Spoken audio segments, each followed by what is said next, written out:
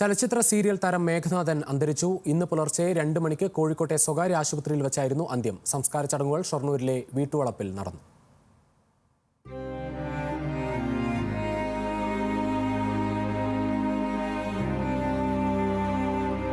ശ്വാസകോശ സംബന്ധമായ രോഗത്തെ തുടർന്ന് ഈ മാസം 6-നാണ് മേഘനാഥനെ ആശുപത്രിയിൽ പ്രവേശിപ്പിച്ചത്.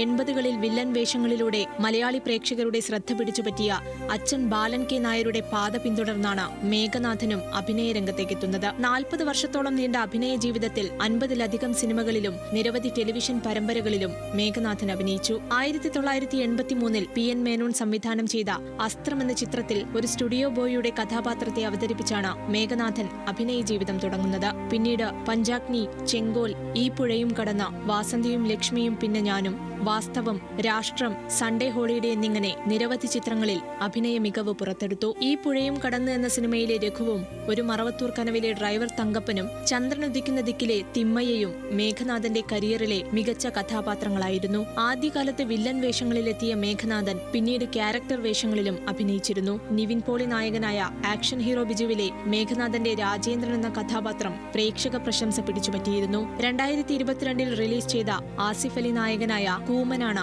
അവസാന ചിത്രം. ഷൊർണൂർ പരുത്തിപ്രയിലെ തറവാട്ടുവീട്ടിൽ പിതാവ് ബാലൻ കെ നായരുടെ സ്മൃതി കുടീരത്തിന് സമീപം മേഘനാഥൻ ഇനി അന്ത്യവിശ്രമം കൊള്ളും. ന്യൂസ് മലയാളം, കോഴിക്കോട്.